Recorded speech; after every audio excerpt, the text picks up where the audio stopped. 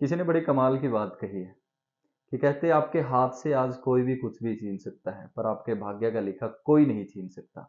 तो हेलो दोस्तों, मैं हूं मनीष शर्मा और आज मैं आपके सामने एक राजा और उनके राजगुरु की कहानी लेकर आया हूं। कहानी कुछ इस प्रकार है। एक बार राजगुरु जो कि उस राज्य में एक शिक्षक का काम करते थे, वो नदी किनारे बच्चों को पढ़ाते थे। एक दिन उनके मन में विचार आया कि क्यों ना आज राजा को मिलने चला जाए। वो राजा को मिलने जाते हैं और वहां जाके देखते हैं कि राजा चिंतित उदास बैठे हैं।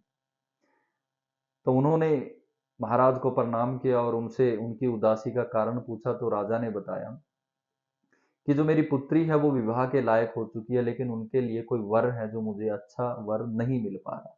यही मेरी चिंता का कारण है। तो राजगुरु ने बोला कि लाइए महाराज, इनकी महारानी जी की कुंडली मुझे दिखाइए, राजकुमारी जी की, और मैं बताता हूँ आपको कि कैसा और कब योग होगा विवाह का। तो राजा जी उनको कुंडली दिखाते हैं और कुंडली देखते ही राजगुरु बड़े हैरान हो जाते हैं, चकित हो जाते हैं। क्योंकि उनकी जैसे उन्होंने कुंडली में देखा, कुंडली के अंदर, राजकुमारी की कुंडली के अंदर राजयोग लिखा था। अर्थात जहां भी वो जाएगी अपने कदमों के साथ साथ लक्ष्मी को भी साथ लेके जाएगी।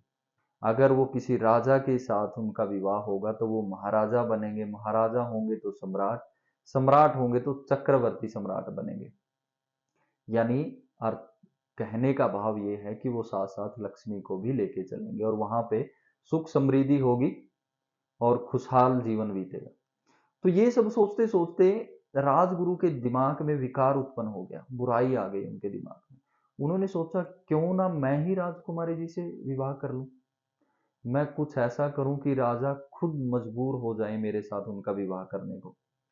और यह सोचकर उन्होंने एक तरकीब लगाई और राजा जी को बोला कि जो राजकुमारी जी की कुंडली है वो बहुत ही अद्भुत है। ये जहां भी जाएंगे वहां वो राज्य दिन दुगनी रात चौगुनी उन्नति करेगा।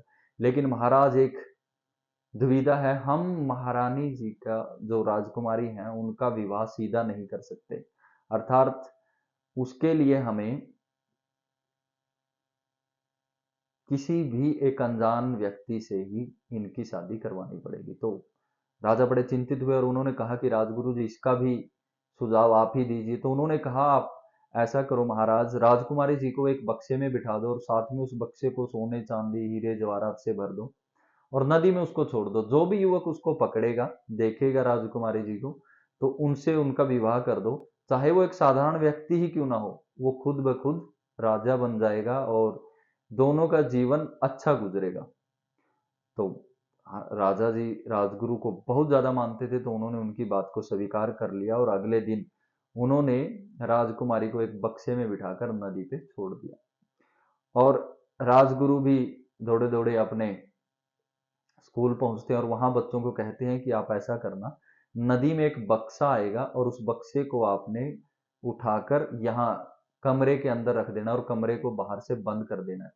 और मैं चाहे कितना ही चीखूं चिल्लाऊं, आपने कमरे को नहीं खोलना है। तो बच्चे सुबह से उस बक्से का इंतजार कर रहे थे और उधर राजगुरु अपने कक्ष में बैठे हुए उस बक्से का वो भी इंतजार कर रहे थे। तो वो बक्सा नदी में तैरता हुआ जा रहा था।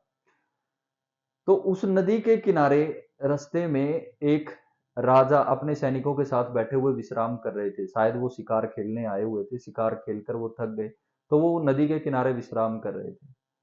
और वो उन्होंने जब उन्होंने देखा कि नदी के अंदर से एक बक्सा तैरता हुआ जा रहा है, तो उन्होंने अपने सैनिकों को आदेश दिया कि उस बक्से को बाहर निकालो। और जैसे ही सैनिकों ने उस बक्से को बाहर निकालकर खोला तो उनमें से बक्से में से एक सुंदर राजकुमारी निकली और राजकुमारी ने सारी कहानी उस राजा को बताई। तो राजा ने जब वो कहानी सुनी तो उन्होंने कहा कि बताओ अब करना क्या है। तो उन्होंने कहा कि मेरे पिताजी ने कहा था कि भी जो भी आपको बाहर निकालेगा आपने उनके साथ शादी कर लेनी है।